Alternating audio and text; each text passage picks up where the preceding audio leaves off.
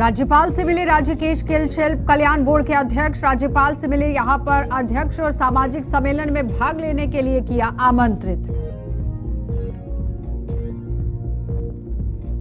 आत्मसमर्पित नक्सलियों को जारी की गई किस्त और हितग्राहियों के खाते में डाली गई पहली किस्त।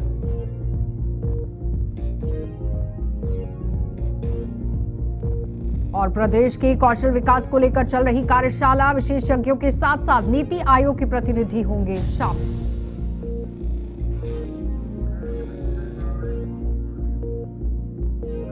नमस्कार, बुलेटिन में आपका स्वागत है। मैं हूं आपके साथ आशा सरमाल। चलिए शुरुआत करते हैं छत्तीसगढ़ से जुड़ी खबरों की। मुख्यमंत्री विष्णुदेव साय का एक महत्वपूर्ण बयान हाल ही में सामने आया है, जिसमें उन्होंने प्रदेश के कौशल विकास को लेकर चल रही कार्यशाला के बारे में जानकारी साझा की। उनके अनुसार इस कार्यशाला का उद्देश्य प्रदेश की युवा, महिलाएं और ट्राइबल समुदाय के सदस्यों को कौशल विकास के क्षेत्र में उत्साहपूर्वक आगे बढ़ाना है। इस कार्यशाला में विभिन्न राज्यों के विशेषज्ञों के साथ साथ नीति आयोग के प्रतिनिधि भी शामिल हुए।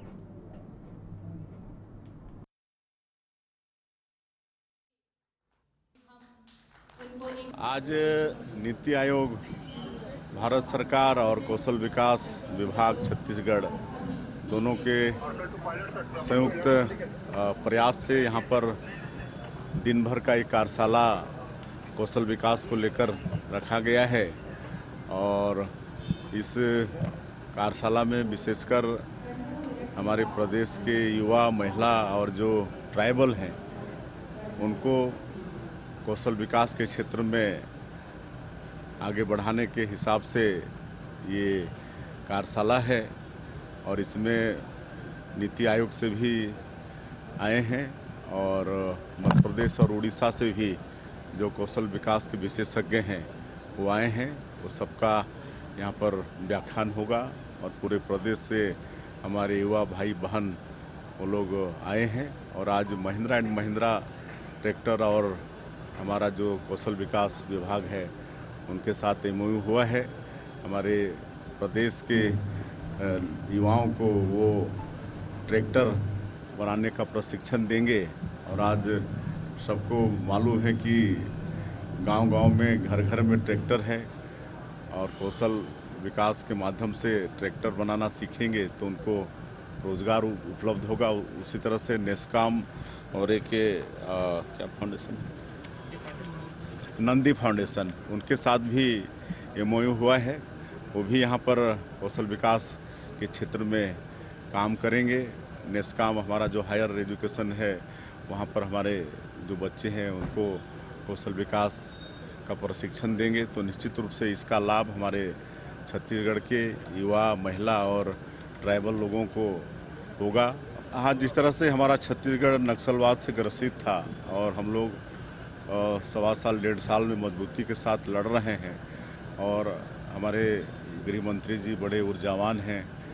ये अन्य प्रदेशों में भी जाकर जो पुनर्वास नीति है उसका अध्ययन करके हम लोग भी यहाँ पर जो आत्मसमर्पित लोग हैं उनके लिए अच्छा से अच्छा पुनर्वास देने का काम कर रहे हैं, स्किलिंग करने का काम कर रहे हैं।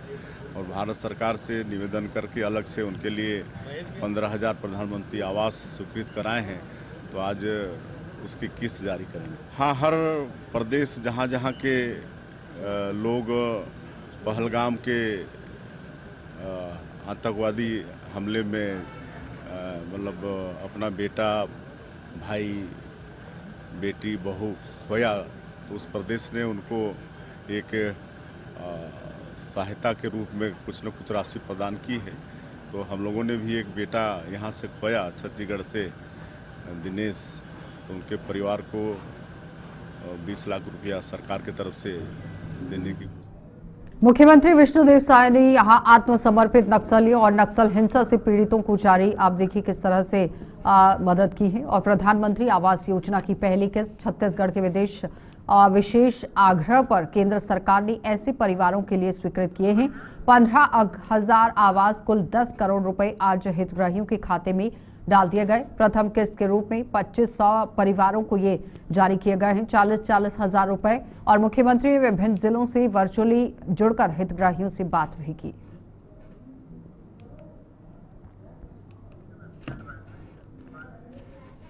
तो छत्तीसगढ़ राज्य के शिल्प कल्याण बोर्ड के अध्यक्ष जो कि मोना सेन है, उन्होंने राजभवन में राज्यपाल रमेन डेका के साथ औपचारिक और महत्वपूर्ण मुलाकात की।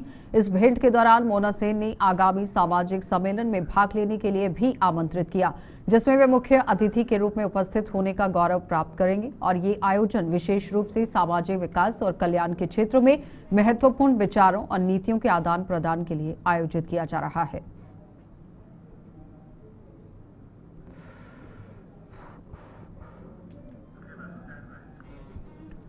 तो केंद्र सरकार द्वारा हाल ही में किए गए यहां जातिगत जनगणना की परिणामों के बाद सियासी माहौल में एक नई उथल पुथल देखने को मिल रही है।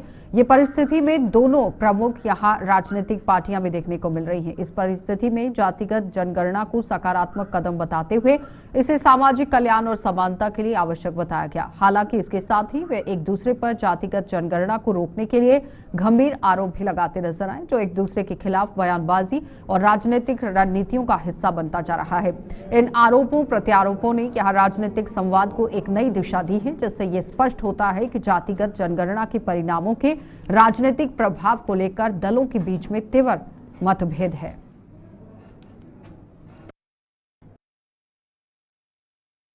पार्टी ने हमेशा पिछड़े वर्ग के साथ, अनुसूचित जाति जनजाति के साथ हमेशा अन्याय और अत्याचार किया है।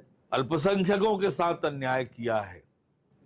इन्हें वोट बैंक समझकर इनका वोट तो हासिल करते रहे, पर इनके हित के लिए कोई काम नहीं किया, इनके जीवन में परिवर्तन आए कोई काम नहीं किया। जब तक सरकार में थे तब तक जातीय जनगणना का विरोध किया, पिछड़े वर्ग के हित में कोई काम नहीं किया। सत्ता से बाहर होने के बाद जाति जनगणना और बाकी बात कर रहे हैं, तो ये इनका दोहरा चरित्र बार बार दिखता है। लोगों के बीच भ्रम फैलाओ, लोगों को भड़काओ, पर लोगों के हित में काम करने का इनका कोई इरादा नहीं होता है, नियत नहीं होती है। ये नरेंद्र मोदी जी के नेतृत्व वाली सरकार है, सबका साथ सबका विकास इस दिशा में काम कर रही है और आने वाले समय में इसका परिणाम दिखेगा। अभी जाति जनगणना जो हुआ है, निश्चित रूप से पिछड़े वर्ग के लोगों के जीवन में परिवर्तन आएगा, उनके लिए विकास की योजनाएं बनेगी और एक समावेशी विकास की दिशा में भारत आगे बढ़ेगा। ये क्रांतिकारी। और प्रदेश में सुशासन त्योहार चल रहा है, जिसमें उप मुख्यमंत्री अरुण साव ने शिरकत की है। इस दौरान उन्होंने कांग्रेस पर जमकर निशाना साधा। उन्होंने कहा कि कांग्रेस के पेट में दर्द हो रहा है, कांग्रेस यहां जनता की भलाई नहीं चाहती, जो दुर्भाग्यपूर्ण है। साथ ही उन्होंने कहा कि ये सुशासन त्योहार जनता की भलाई के लिए किए जा रहे हैं और साथ ही देखिए किस तरह से अब जनता को मद्देनजर रखते हुए कदम उठाने की कोशिश भी की जा रही है। यार, आम जनता की समस्याओं को सुनने का, उनके निराकरण करने का एक अति महत्वाकांक्षी योजना विष्णुदेव साय जी के नेतृत्व में हमारी सरकार ने बनाई है। जनता की बीच जाना, उनकी समस्याओं को सुनना, उसके निराकरण करना, इस बड़े उद्देश्य से ये योजना पूरे प्रदेश भर में चल रही है। अब इस चरण में उन समस्याओं का निदान होगा, उसके लिए पूरी विस्तृत योजना बनी है और निश्चित रूप से जनता का जिस प्रकार से प्रतिसाद मिल रहा है, जिस प्रकार से जनता के समस्याओं का निराकरण हो रहा है, जनता में इसे लेकर खासा उत्साह है।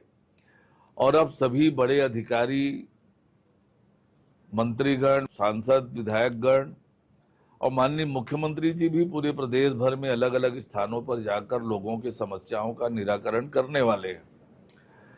भूपेश बघेल जी और कांग्रेस के नेताओं के पेट में जब दर्द होता है, जब जनता के हित में काम होता है, क्योंकि कांग्रेस पार्टी और कांग्रेस के नेताओं को जनहित और जनता के मुद्दों से कोई सरोकार नहीं है।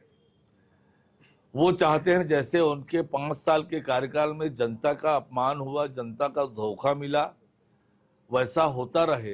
तो ये विष्णु का सुशासन है, जनहित के लिए हमारी प्रतिबद्धता है और जनहित में हम काम करते हैं। पूर्व मुख्यमंत्री भूपेश बघेल आज दिल्ली दौरे पर रवाना हुए और इस महत्वपूर्ण यात्रा के दौरान उन्होंने एयरपोर्ट पर उपस्थित मीडिया से बातचीत की। मीडिया से विचार विमर्श करते समय उन्होंने पहलगाम में हाल ही में हुए हमले के संदर्भ में अपनी भावनाएं व्यक्त की। उन्होंने कहा कि पहलगाम में जो दुखद घटना घटी उनकी न केवल देश में बल्कि विश्व भर में निंदा की जा रही है।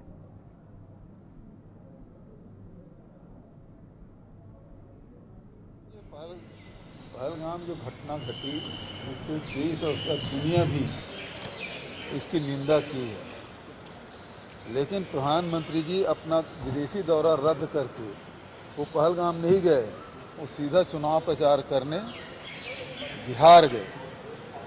और अब पहलगाम में कोई अभी तक 10 दिन हो गए कोई कार्रवाई नहीं हुई, कोई निर्णय नहीं लिया गया, बल्कि बिहार के चुनाव को देखते हुए फिर जाति जनगणना के बाद जो उसका विरोध कर रहे थे, चाहे विरोध मोदी जी करें, योगी जी करें या आपके जो परिवहन मंत्री हैं गडकरी जी, ये सारे भाजपा के लोगों को आप स्टेटमेंट निकाल के देखें जिसमें सब लोगों ने विरोध किया है। अब जब लगातार दबाव बना तब ये यू टर्न लिए, ये स्थिति है। अमित शाह जी अपनी जिम्मेदारी स्वीकार करते हैं नहीं करते।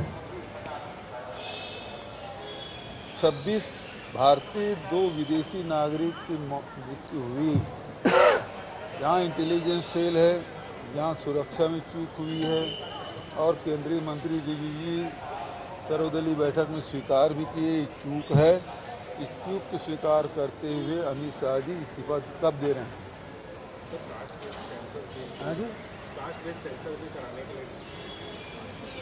आखिर ये जीत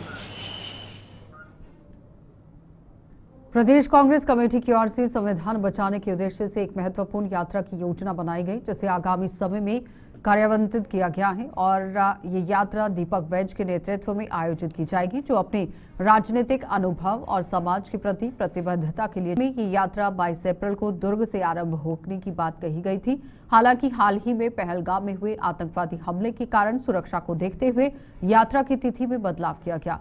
अब ये यात्रा नई तिथि के अनुसार 8 मई को बिलासपुर से शुरू होगी और पीसीसी के अध्यक्ष दीपक बैज ने ये घोषणा की कि संविधान बचाओ यात्रा 8 मई को बिलासपुर न्यायाधीश के अंदर से यहां प्रारंभ की जाएगी।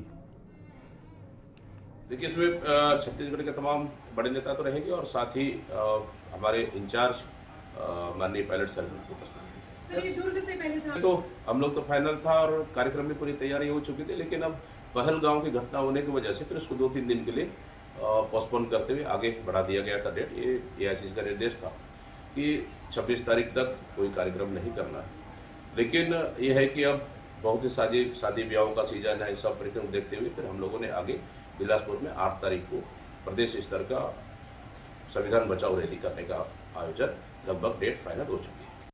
देखिए, इसमें छत्तीसगढ़ के तमाम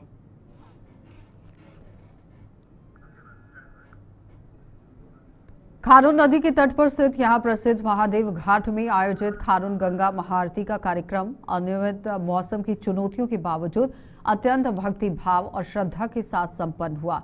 भयंकर आंधी तूफान और तेज बारिश के कारण वातावरण में थोड़ी असमानता जरूर थी, लेकिन इसके बावजूद अब आप देखिए भक्तों का उत्साह एक पल के लिए भी खत्म नहीं हुआ, कम नहीं हुआ। बिजली गुल हो जाने के बाद भी श्रद्धालुओं ने अपनी आस्था और समर्पण का परिचय देते हुए हार नहीं मानी। सभी भक्तों ने एकजुट होकर अपने अपने मोबाइल फोन की टॉर्च जलाने का साहसिक निर्णय लिया और जिसके माध्यम से उन्होंने घाट को रोशन करने की कोशिश की। इस सामूहिक प्रयास ने घाट के वातावरण में एक अद्भुत रोशनी का संचार किया।